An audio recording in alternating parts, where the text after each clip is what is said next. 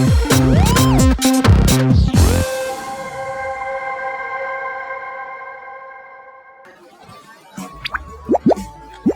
dude, my name's Gilbert. Gilbert the Great. Yeah, the name was Dad's idea. Anyway, today I'm going on an epic journey through the human body. So, you wanna watch? The trip starts as the human heads to the office lunchroom, opens his lunchbox, and finds me in there. What else has he got here? A turkey sandwich? Some yogurt? I see he's taking a bite of his sandwich. Oh, now it's my turn. He's put me into his mouth. Oh, it's go time. Gotta be honest, it's pretty wet and warm in here. The mouth is the gateway to the digestive system. That system is designed specifically to transform food into useful nutrients that keep you energized and help your cells grow and repair. So, once you've grabbed the first bite of whatever you're eating, you turn on the digestion machine. As you chew, food is broken up into pieces to make the process easier. Saliva comes in handy as it mixes with food and breaks it down even more. That way, your stomach doesn't have to digest whole chunks of food. By the way, here's a fun fact. The amount of saliva you produce in a year could fill 2 medium-sized bathtubs, almost a pool full of drool. Wow, it's really raining spit in here. Ew. Whoa, I better watch out for these teeth. Wouldn't want to end up like Turkey Boy over there. It's hard since this guy's using his tongue to roll food around in his mouth and toward his teeth. I really don't feel like becoming jam today, so I'm gonna just bypass all this chewing. Down the chute we go. Whee! We're now heading into the throat. They also call it the pharynx. Uh-oh, fork in the road. Which way do I go? Eeny, meeny, miny, mo. Looks like this way we must go. Hang on. I think I took a wrong turn. Why is everything shaking? Oh, poor human is coughing like crazy. Somebody give him a nice slap on the back. There we go, coming back up. Ooh, sorry, dude. Whew, that was close. Almost ended up in his lungs. That wouldn't be very good. Alright, I'm back on the road, so let's give it another try. I've correctly turned into the swallowing tube that goes by the sophisticated name of esophagus. I like to call it the food chute, but it's a lot less spacey than I imagined. I'm kind of getting squished in here. Uh-oh, how do I keep going down? Oh, I see. The muscles in the walls of this guy's esophagus are squeezing behind me and relaxing in front of me. This is a process called peristalsis, and it's what moves me through your digestive system. A couple of seconds later, and we've now reached the end of the tunnel. There's a muscle here that opens up to let food into the stomach and keeps it from coming back out into the esophagus. It's kind of like the TSA in a way. Hey, I'm just a tourist here, sir. Please let me in. Yay! I've passed through the valve and into the stomach. It reminds me of a sack, and let me try those walls. Whoa, that's a strong one. It's all muscle. I'm not surprised, actually.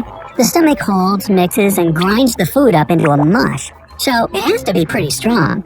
Quite honestly, this doesn't look too... Oh my, what's that? Ow, that burns like crazy. Oh, hot. I gotta get out of this stomach acid or else I'll turn into liquid or paste like turkey sandwich over there. That's okay, I've come prepared. I brought this handy-dandy little device that'll encase me in a protective bubble. Your food usually doesn't have this, but hey, I got connections. It's classified. I just have to push this button.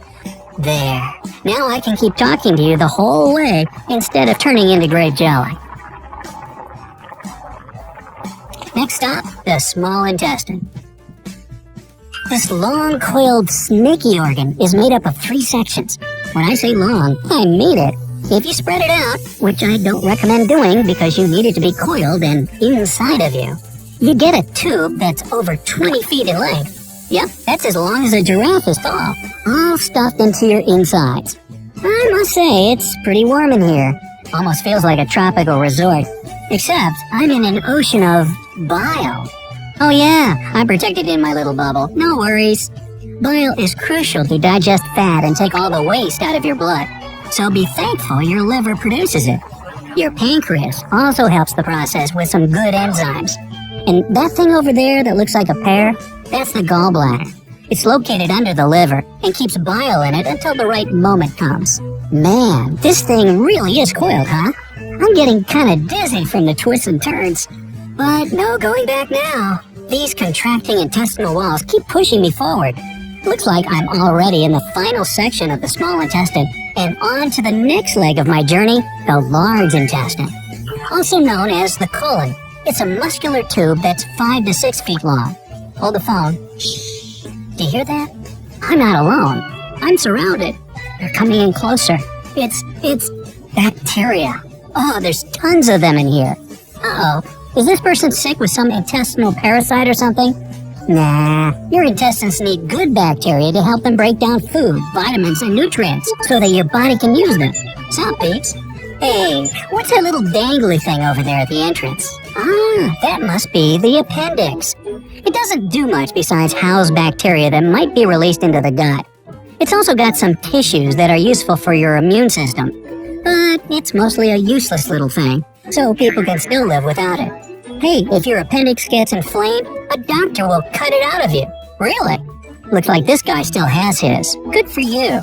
Anyway, we're now in the large intestine, and I'm glad it's a little roomier in here. Had I not grabbed my fancy top-secret protective bubble, I'd be talking to you now as a liquidy, yellowish mush of waste. As these muscle contractions push me through the colon, I have all the water sucked out of me. My final form? Stool.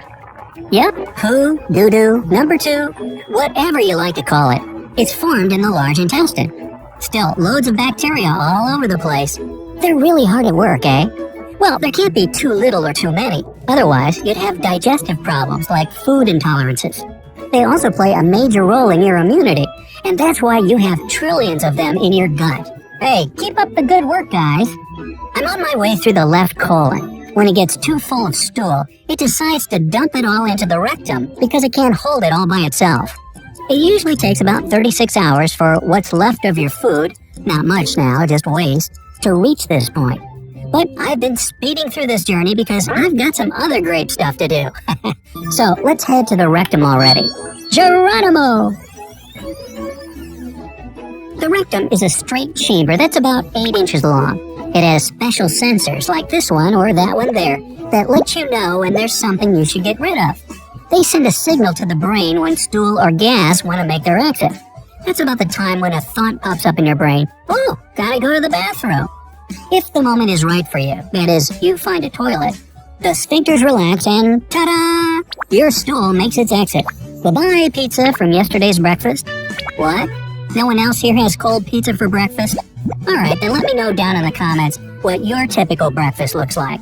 Anyway, when the moment isn't exactly right to release stool just yet, your sphincters contract. Those rectum sensors help too, so that the urge to release its contents disappears for a while. You should be happy when your rectum and sphincters are working hard to keep stuff in when the timing isn't good. Like when you're driving to work, on a date, getting groceries, sleeping. But when you just can't resist the urge anymore, the external sphincter gives you a couple more minutes or however long you need until you make it to the bathroom. Well, not sure if the human is ready, but I'd really like to go now. Maybe I can hotwire these sensors to make my great escape. Oh yeah, this guy's at work, isn't he? This is gonna be awkward. Of course, normal food doesn't leave your body in such a graceful manner. You wouldn't even recognize what was what. But as for me, Gilbert the Grape, I still have important things to do today. So, hey Bob, let's hit the John. I'm out of here. Bye!